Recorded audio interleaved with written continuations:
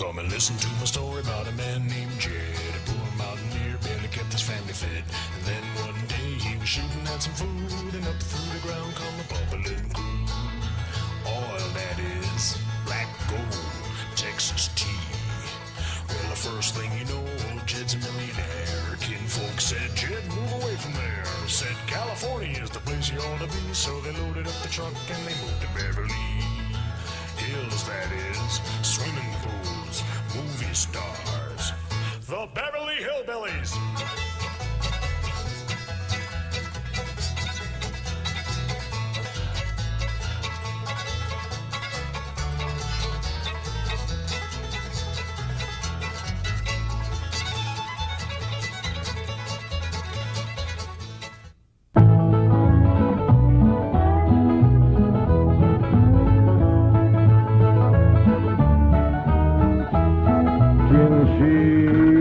Bake a cherry pie, Billy boy, Billy boy.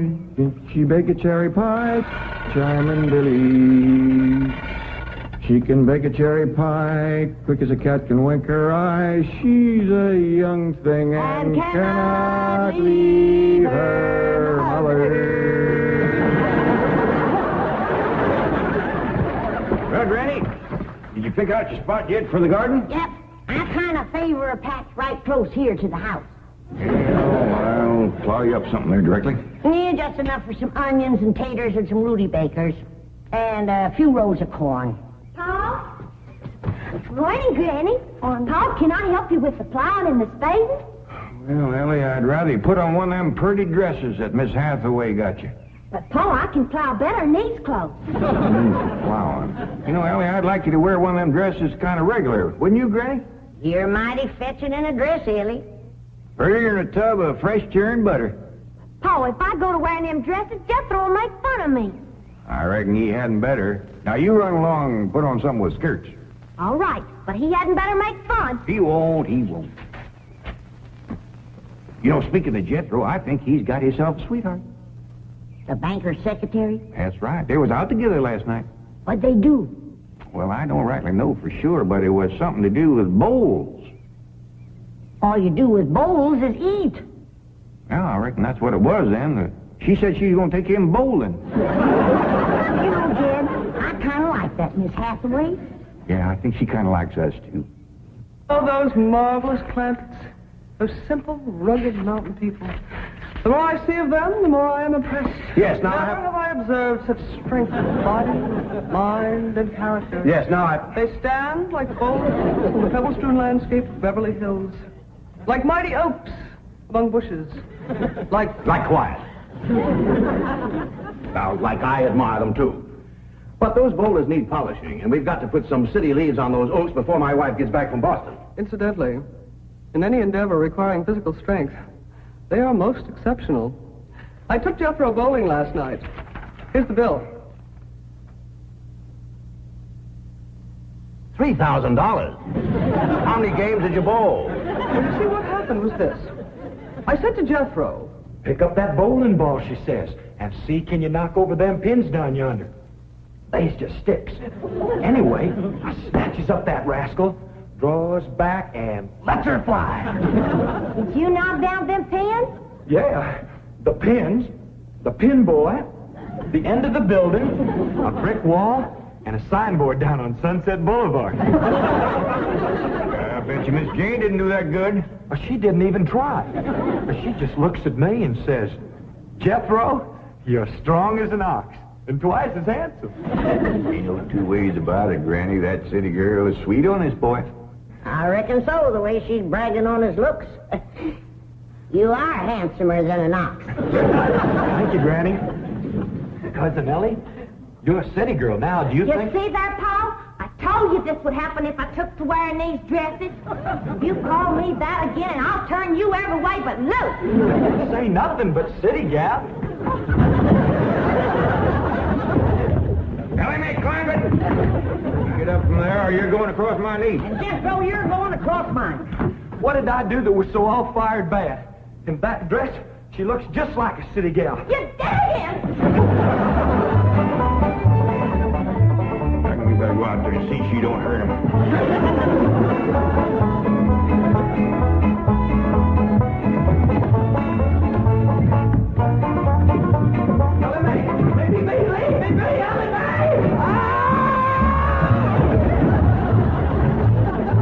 Jethro, now that we're living in a city, you've got to learn to use the steps. You'll be happy to know that I'm making splendid progress with Ellie Mae. She's turning into quite a lady. Fine. But it's Jed, Granny, and Jethro we've got to work on. Clothes, manners, the works. What have you done about servants? That's the problem, Chief. They're basically opposed to the whole idea of able-bodied people letting others do their work for them. Well, that's a refreshing attitude. But we've got to get a skeleton staff in there somehow. A combination butler and valet with Jed and Jethro. To help them assemble a wardrobe, teach them how to... Ravenswood. Your butler? Oh, he's never been my butler. Came with my wife like an overweight dowry. Been in her family for years. And with Margaret in Boston, I can certainly spare him, plus her upstairs girl, Marie. I doubt if you can sell Mr. Clampett on the idea of servants. Get him on the phone. I'll make him think he's doing me a favor by taking him off my hands for a while. Right, Chief? She hadn't ought to throw me down on my head like that. What if I'd have been carrying a frog in my hat? You ain't supposed to be wearing your hat in the house. Well, Granny, where's a fella going to carry a frog? They jump out of your pocket. Hello? Oh, howdy there, Mr. Drysdale. Glad to have you back from Boston. Your missus come with you?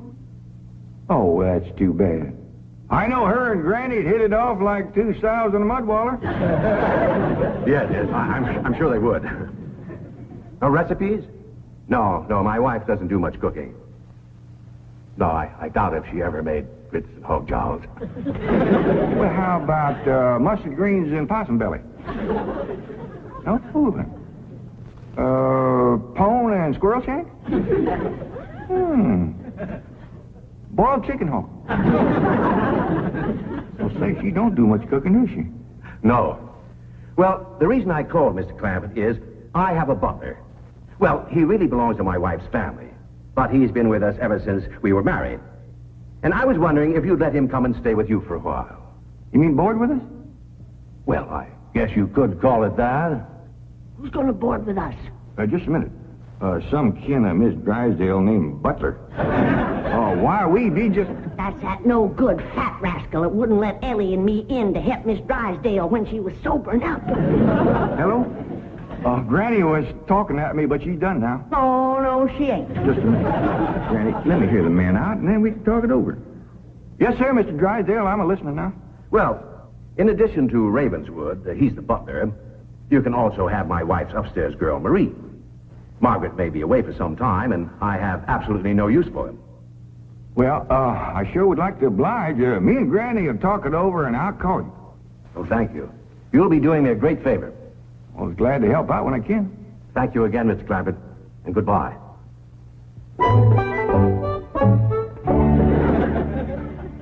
Is somebody coming to live with us, Uncle Jed? Maybe, Jethro, maybe. Why don't you go out and make up with your cousin Ellie? Okay, Uncle Jed. All right, Jed. Let's have it. We going to board that butler fella? Well, Mr. Drysdale will take it mighty kindly if we did. He says he ain't got no use for him. I don't like him myself. Granny, you only met him once? Once was enough. I asked him real nice. I said, are you doing for Miss Drysdale that she's feeling poorly? Are you doing the washing and the scrubbing and the cleaning for her? And he looks right down his nose at me and says, Madam, I am a butler. I reckon he is proud of his name. Kind of fancy. Ravenswood Butler. I don't care if it's Stonewall Jackson. And I think Mr. Drysdale has a lot of gall to ask us to take his wife's kinfolks off his hands. Well, now, I'm mighty beholden to him. You know he's keeping my $25 million in his bank, and he ain't charging me one penny to do it. That's his business. You didn't ask him to do it. Well, now, Granny, if it was just Mr. Butler, I might agree with you, but there's a sad side to the story, too. What's that? Well, you've heard of Mr. Drysdale speak of his stepson? That's his wife's boy by her first marriage? The one they called Sonny? Yeah. Well, it seems she's got a girl, too. And there must be something wrong with her. What? Well, I don't know, but they keep her upstairs. No. Yeah. He spoke of her as my wife's upstairs girl. The poor thing. Her name's Marie, and he'd like us to take her and Mr. Butler. Doggone it, Jed. We We got enough to do to take care of this big place without... He didn't say what was ailing her, huh? Well, no, but if you ask me, they ain't eating right over there. No. You know what Mr. Drysdale told me? What? His wife ain't never cooked grits and hog jowl. Ah, go on. That's a fact. Nor mustard greens and possum belly, nor pone and squirrel shank, nor even boiled chicken hawk. Land of mercy. You can't hardly blame Mr. Butler for getting a mite cranky. Man don't eat right, he gets that way. Well, kid, I reckon it won't do no harm to take him in for a spell. Granny, for such a little woman, you got an awful big heart. Well, I feel sorry for the poor girl. But the first time that fancy pants Mr. Butler looks down his nose at me, I'm gonna chuck him in the cement pond.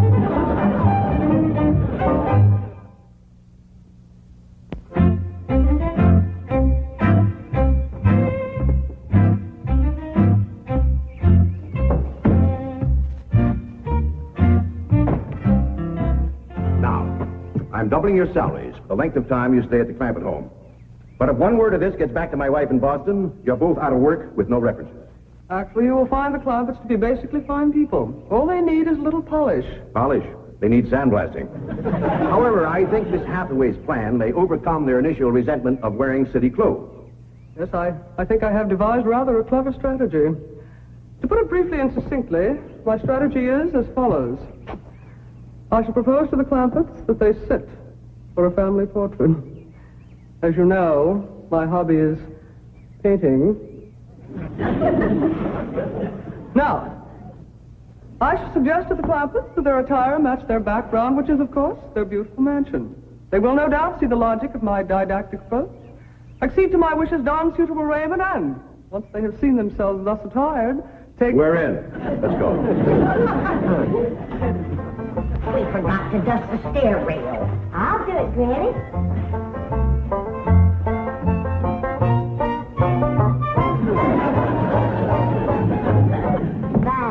Wearing boys' clothes does come in handy sometimes. Hi, Ginger Granny. I think we got her all spick and span for the company. They ain't a speck of dirt no place. Can I go swimming now? Me too? As soon as we help Granny clean up the kitchen.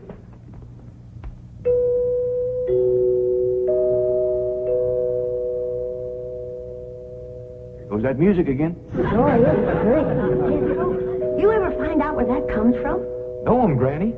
Every single time I commence to looking for it, somebody comes to the door. Nobody to the door now? There will be. You'll see.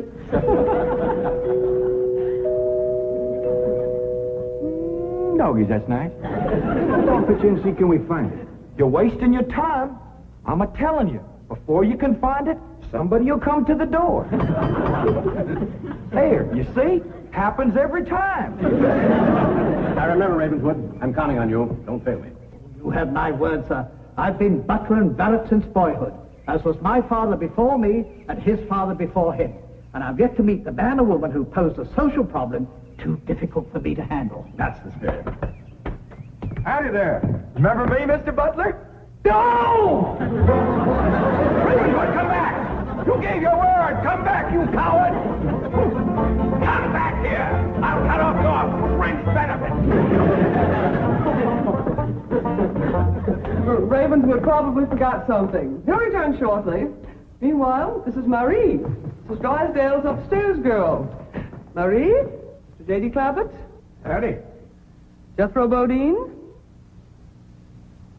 Ellie Mae Clampett, and Grandma Clampett. No, ma'am. I am a Moses. Pardon? Granny's related on my wife's side. They's the Moses family from Tennessee.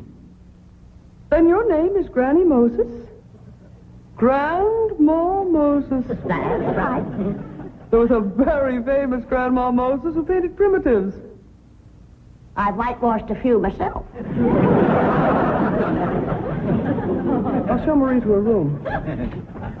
Listen, Marie, honey. Over here, you got the run of the house. You don't have to hide upstairs.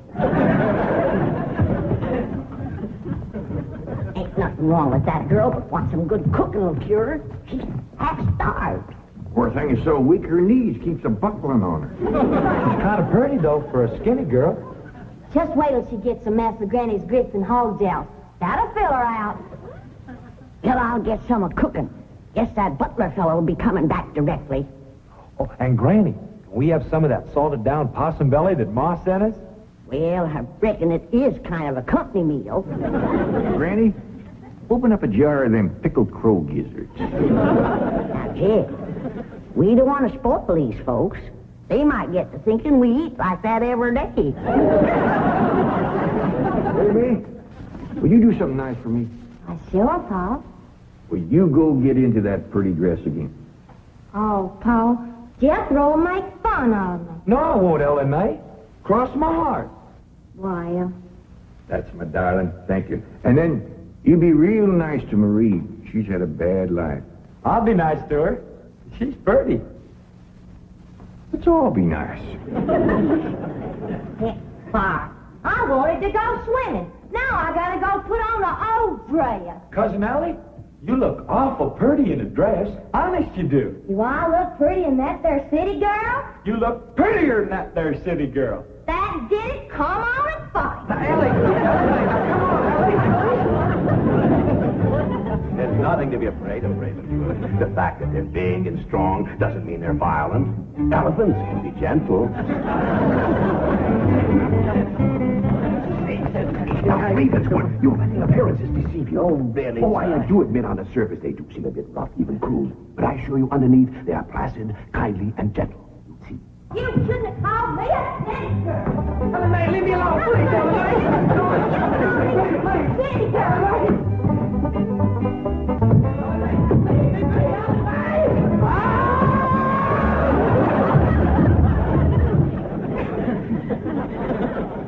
Mr. Butler, don't never say anything nice to that girl. She'll kill you. Come back here. Coward! Come back! You promised! I found her granny when Mr. Drysdale said he didn't have no use for Mr. Butler. He sure wasn't fooling. I just seen him cut through the brush chasing him with a stick. If Mr. Butler gets sassy with me, I'll chase him with more than a stick. Dad, Ellie throwed me down on my head again. If she don't stop that, I'm going to get a headache. Stop riling her, Jethro. But golly, all I said was she's pretty. That ain't no call to bust a fellow's head.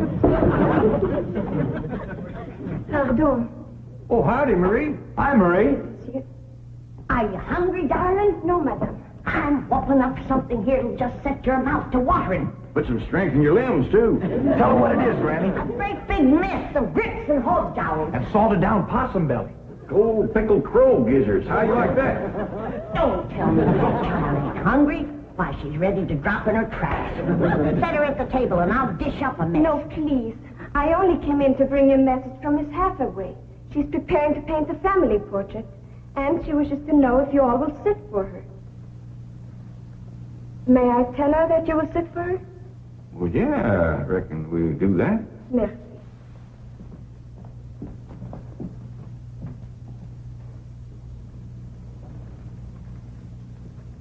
Well, let's get at it.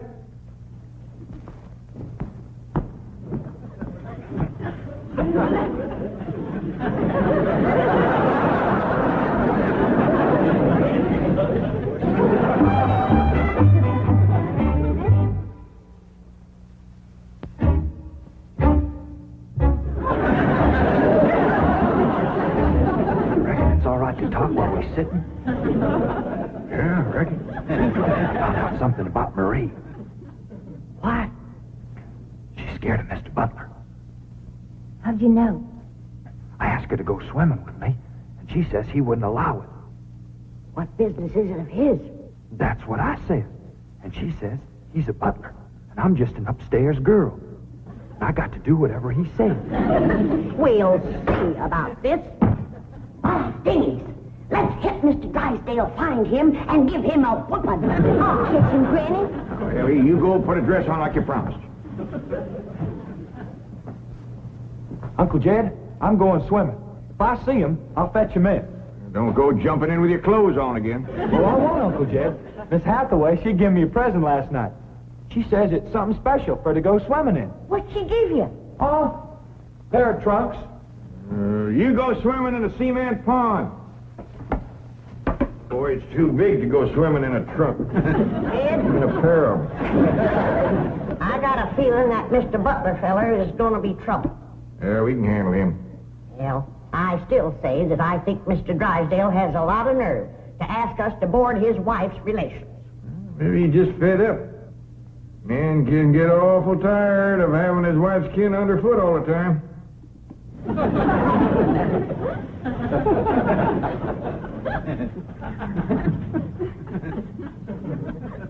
He told me that Butler fella had been living with them ever since they was married. I declare some in-laws latch on to free room and board like leeches. It takes a mule kick to jar 'em loose. You can't hardly blame Mr. Drysdale for trying to get shed of a critter like that.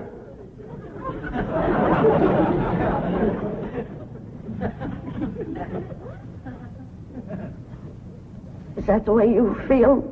You bet it is. I'll see how fast I can get packed. I'll get out from underfoot just as quick as I can. No, Jeff. I know when I'm not wanted. It don't take no mule kick to get shed of me. Darnation, Granny, I wasn't talking about you. We couldn't get along without you. No, Jeff. I'm just a burdensome old woman. No good to nobody. Why don't you throw me down the well? Go ahead, pick me up, carry me out to the well, and throw me in. Stop talking like that. Uncle Jed! Uncle Jed!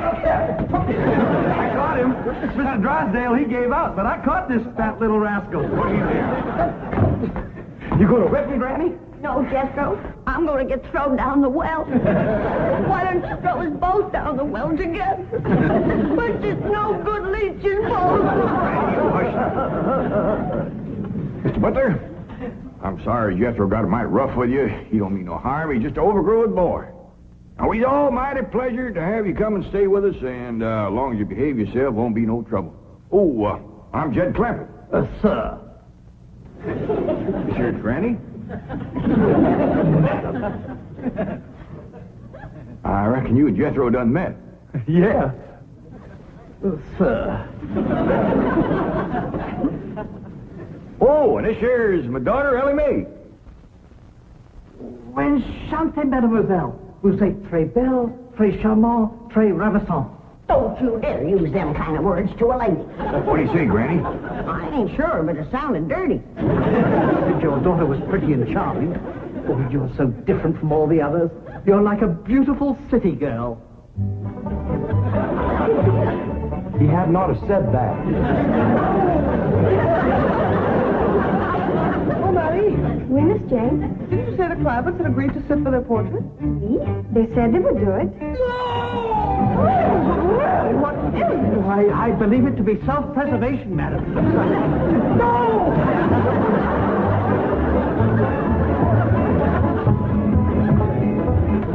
Don't take to the stairs, she'll catch you sure. Say now, let me go now, really.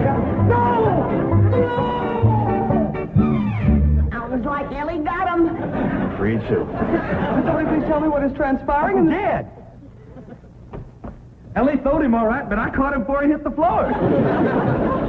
So here you are. Well, now, everything seems to be fine.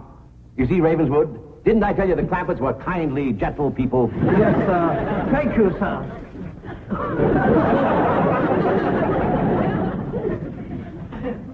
We're going to have to feed up both of them, Granny. His knees is buckling, too.